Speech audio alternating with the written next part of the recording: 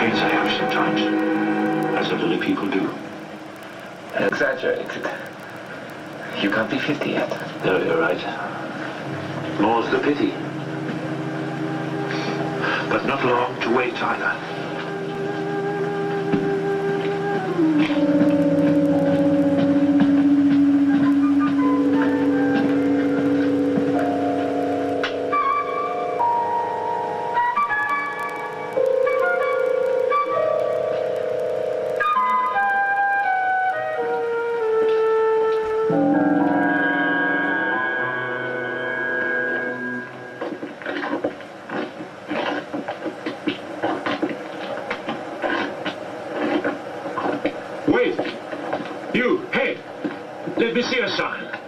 What is this evening entertainment? Where is it?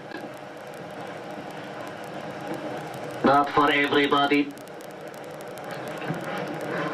Now, what do you have here? I want to buy something from you.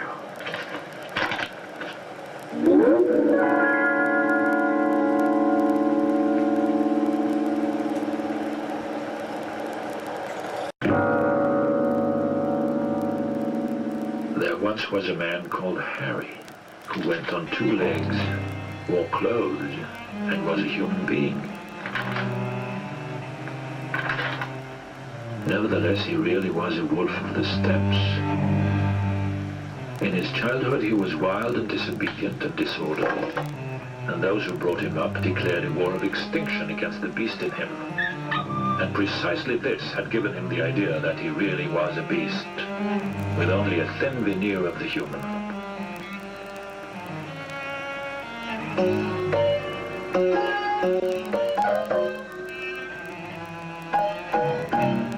If Harry had a beautiful thought or felt a fine and noble emotion, the wolf laughed with bitter scorn.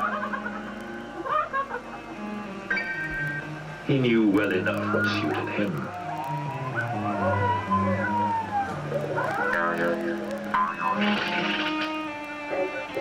But when Harry behaved as a wolf, the human part of him lay in ambush, called him brute and beast, and spoiled all pleasure in his simple and healthy and wild wolf's being.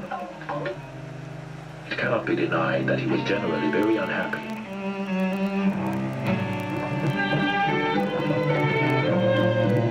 And he could make others unhappy too, for he always brought his own dual and divided nature into the destinies of others.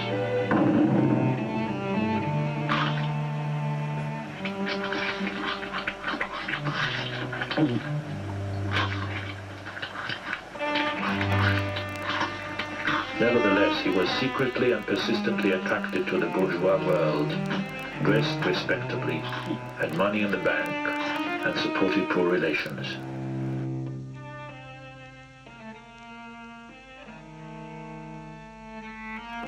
But as for theft, murder, or rape, he would not have known how to deplore them, otherwise than in a thoroughly bourgeois manner.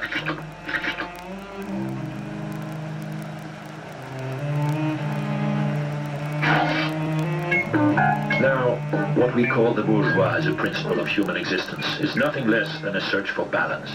It is in the middle of the road that the bourgeois seeks to walk, always ready to compromise between right and wrong, good and evil.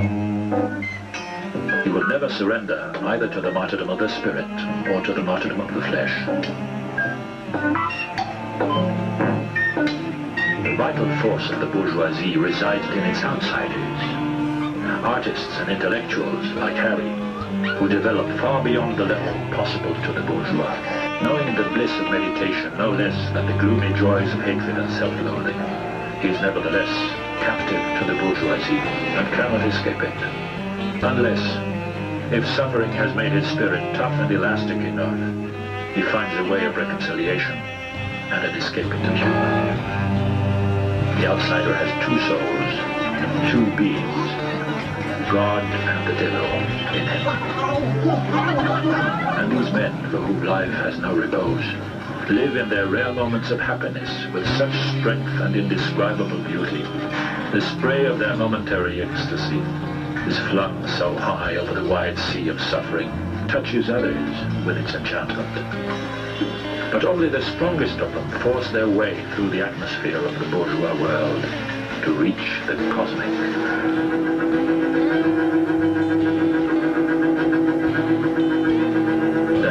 was a man with a deeper and more passionate craving for independence than Harry. He never sold himself for money or an easy life, or to women, or to those in power, and had thrown away 100 times his advantage and happiness in order to safeguard his liberty.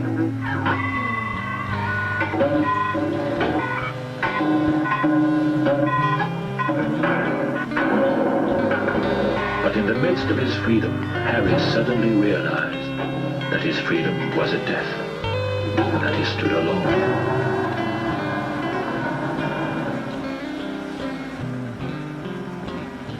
Finally, at the age of 47 or thereabouts, the happy but not harmless idea came to him. He appointed his 50th birthday as the day on which he might take leave of this world. Let happen to him what might, he could bear any suffering, saying to his pain, "Only wait 2 years, and I am your master."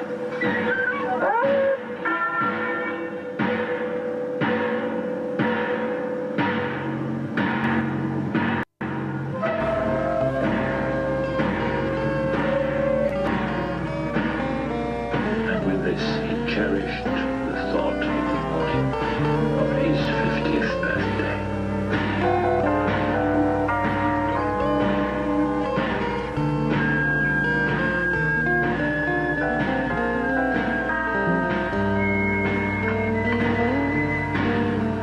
Suicide, unhappy Steppenwolf, will not serve your purpose. All this is well known to you. You are aware of the wisdom of the immortals. You are aware of the magic theater of the self, that mirror in which you have such a bitter need to look, but from which you shrink in such deathly fear.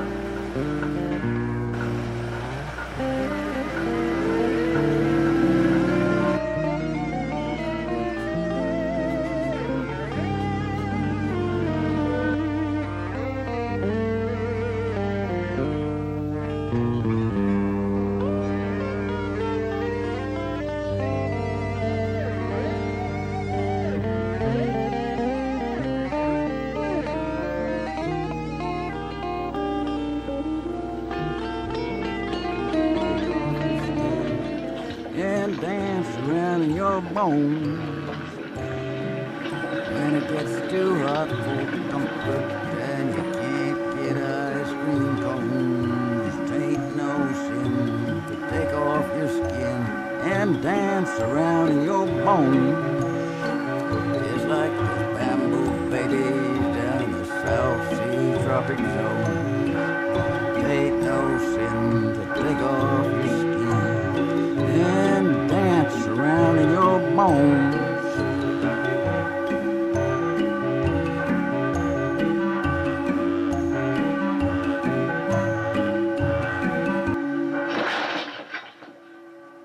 No show tonight. Well, I only went at the theater. Try the Black Eagle, friend. If it's a show you want. Oh, I'm sorry. I'm afraid I mistook you for... I'm sorry.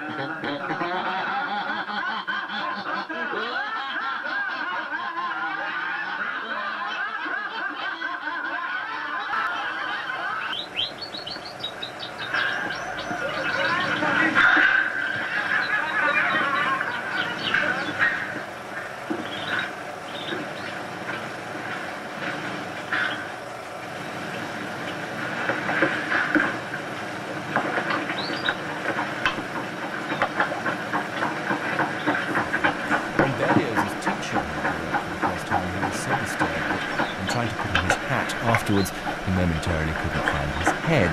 Goethe thought it a threat to civilization as he knew it,